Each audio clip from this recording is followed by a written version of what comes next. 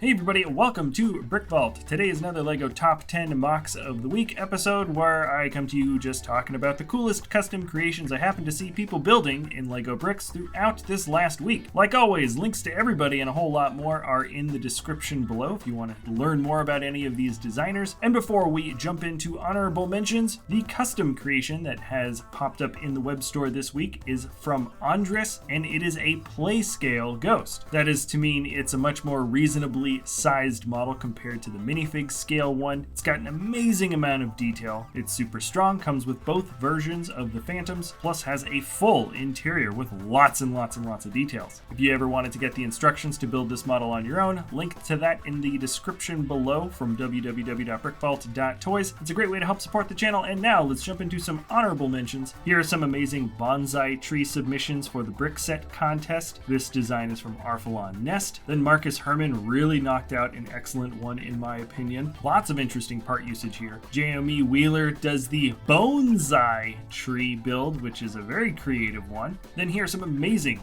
Bionicle characters from a few different designers. From Joxon, this is Zoctan. Patrick Biggs did Kongu. Aero O'Conan's Botar has a really great stance. And Jfuzz Joller are just a handful of some amazing Bionicle creations. Ransom Fern has upgraded and really accentuated a build for Reinhardt compared to the original set. Then there's this wonderfully creative character, Umbra the Darkest Light from Brickleas. Tim Goddard's TIE Striker vs. X-Wing at this MIDI scale is highly detailed for the size of these models. And then Vincent Q has called this the Morning Walk. Carter Witz has taken on a different idea of the flower vase, which is a popular theme recently. This is the Castle Tower vase, all brick built. And here's another awesome build from Tim Goddard called Platform 7. Tons and tons of great sci-fi details. Vince Telos has tons of these pictures. There's probably 5 or 6 more of these amazing, all totally unique minifigures. The creativity of custom fig creation is something that does not get discussed enough on this channel. And this is some truly amazing fig design work. David Roberts came up with a really fun build for a spaceship that I absolutely cannot ignore. It's called the Tripod, very colorful. And then Martin Valla has 2 different builds, which are just an interesting series of shapes and designs, all very unique and geometric to LEGO, with some equally intricate sci-fi backgrounds in the description to describe them. Normally, it is sacrilege to see anybody but Mace Windu with a purple saber. Frogu the Liberator has absolutely gotten a pass for this model. It's such a fun little micro robotic build. All right, let's jump into top 10. Hypolite Bricks has built Spider-Man Doc Ock Shield Lab Break-In, and it is a Marvel scene diorama that does not get done enough in LEGO bricks, and there's so many wonderful details. The brick-built studded rubble at the bottom has a great way of standing out compared to the rest of the scene because it's all studded up and everything else is so smooth. I like the fact that Doc Ock is indeed a custom figure. There are some Doc Ock pieces put in there. The fire is well placed, and the whole scene feels very, very complete. Number 9 moving down is from Daniel Church, and the title is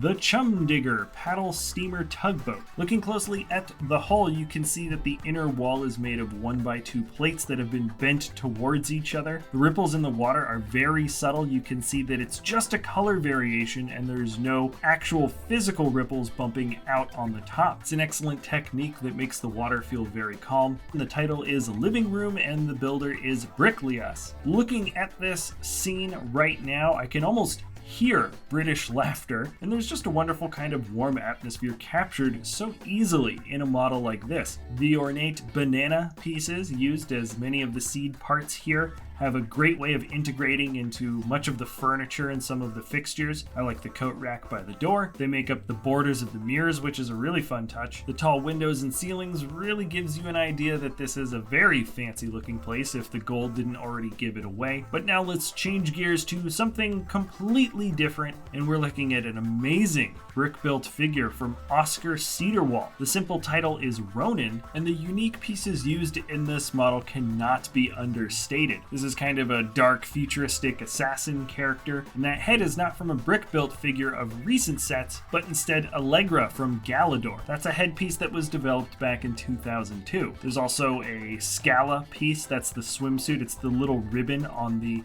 back of the hair. That's a 1998 piece, and there's also just weird, strange uses of parts from brick-built figs put into different proportions on the body. The lining for the bottom of the feet is actually a bent tire tread, and all of this combined creates an excellent set of proportions for a brick-built figure that you simply cannot get from more conventional methods of construction. There's a lot more to this figure than really meets the eye. Now, the same could be said about this next model, but maybe for slightly different reasons. The title here is The Dancer, and there's many unconventional connections, but looks like entirely done with just system pieces. This figure was built in a way where it is just supposed to be in this one single dancing pose, so the connections here are a little bit more delicate and precise, so the dancer can look and feel as lifelike as possible in this single moment in time. The stand looks like it has a gear mechanism, so you can actually turn the dancer in circles if you want by twisting a knob, but really there are some excellent connections